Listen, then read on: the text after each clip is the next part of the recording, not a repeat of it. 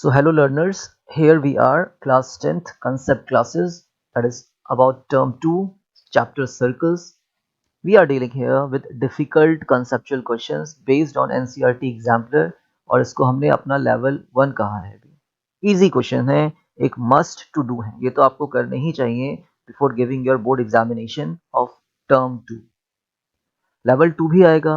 अगर आप लेवल 1 को मास्टर कर लेते हैं, अच्छे से सारे क्वेश्चंस लगा लेते हैं, तो हम फिर लेवल 2 में जाएंगे और इस लेवल 1 में आपको 21 क्वेश्चंस मिलेंगे in all. A very nice conceptual questions are there, to try to solve them. If angles between two radii of a circle is 130 degree, the angle between the tangents at the ends of the radii is. क्या बोला? अगर हम rough sketch से समझें, we are having a circle, let's say its center is O, and we are having a pair of tangents from external point P, और ये कहाँ पे बनने वाले हैं?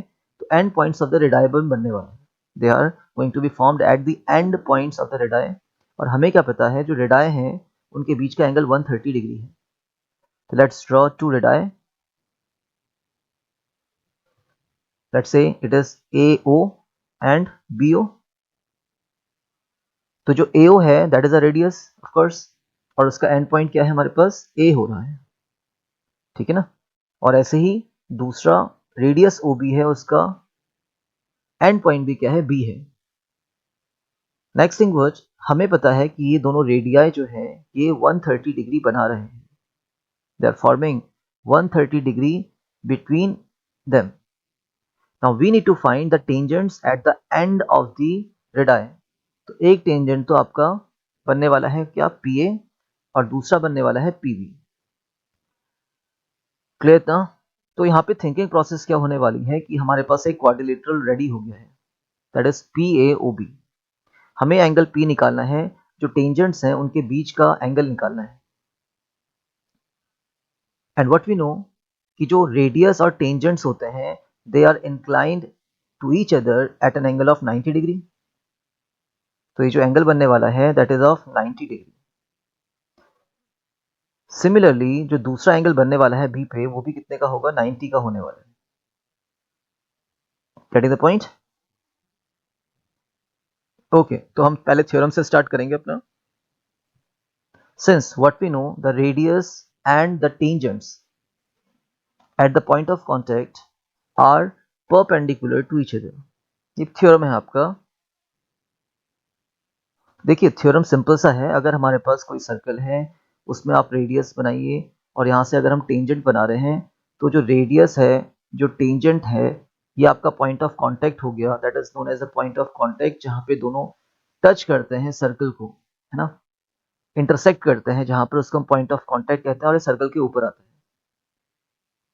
किसी टेंजेंट का एक ही पॉइंट ऑफ कांटेक्ट हो सकता है और वहां पे आपका एक ही रेडियस बन सकता है. तो ये जो एंगल है इन दोनों के बीच का दैट इज ऑफ 90 डिग्री. ठीक है, इसी को हमने थ्योरम बोल दिया है अपना. What? The radius and the tangents at the point of contact are perpendicular to each other. Okay, what next? तो हमें क्या पता चल गया? जो एंगल ए हमारे पास है और जो एंगल हमारे पास बी है they are equal to 90 degree each. इसका ऊपर रीजन है, इट एम्प्लाइज, ये आपका लॉजिक आ गया. Now what we can say, sorry, PAOB is a quadrilateral. Okay, PAOB is a quadrilateral.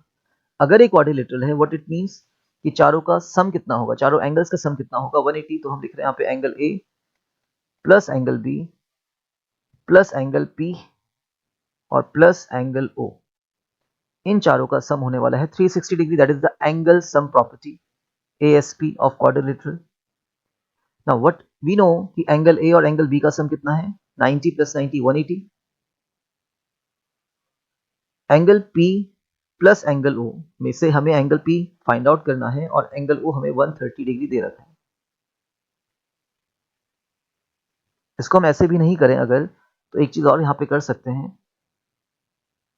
Next time से हम डायरेक्टली इस रिजल्ट का यूज करेंगे कि एंगल P और एंगल O भी कितना होगा? 180 ही होगा. कैसे होगा? निकाल लेते हैं. ए प्लस बी जो है वो 180 है, तो 180 में हम कितना ऐड करें कि 360 आ जाए, दैट इज 180। तो जो एंगल पी और एंगल ओ होने वाला है that is equals to what, 360? नहीं, 360 minus 180 and that will become 180। मैं शॉर्ट में कर रहा हूँ यहाँ पे, और नेक्स्ट टाइम से हम इस रिजल्ट का यूज करने वाले हैं जहां पर भी हम इसको अप्लाई करेंगे, ठीक है। और इसको हम क्या बोल सकते हैं, व्हाट वी कैन से, मैं यहाँ पे लिख रहा हूँ इसको, the angle between the radii and a pair of tangent from an external point are supplementary बच्चों, ठीक है। Main result, important result,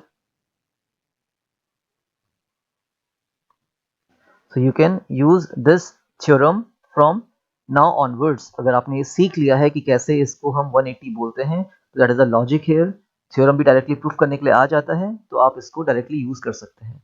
now angle P plus O was 180 degree, so angle P हमें निकालना था और O हमारे पास 130 था।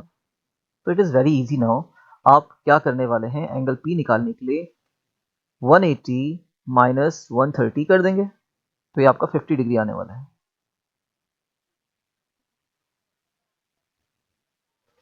अब आप बोलेंगे सर इतना लंबा चौड़ा हमने मेथड क्यों किया? बच्चे कॉन्सेप्चुअल क्वेश्चंस हैं, you need to write the steps, step marking होने वाली है। समझने का तुम्हारा इतना ही प्रोसेस था कि ये 90 दैट इज 180 बचा 180, तो अगर ये 130 है तो यहाँ पे 50 होने चाहिए। 2 सेकंड का आंसर है। बट अगर आप इसको लिखना चाहते हैं, सीखना चाहते हैं, that is the thing here. यहाँ पे हमने 2 थ्योरम सीखी। पहली थ्योरम क्या सीखी हम लोगों ने, कि अगर हमारे पास कोई टेंजेंट है और कोई रेडियस है तो इनके बीच में क्या बनेगा, 90 डिग्री बनने वाला है। दूसरा हमने सीखा, अगर 2 रेडियस हैं तो उनके बीच का एंगल, और 2 टेंजेंट्स हैं फ्रॉम एन एक्सटर्नल पॉइंट, उनके बीच का एंगल सप्लीमेंट्री होते हैं, ठीक है ना। आगे बढ़ते हैं।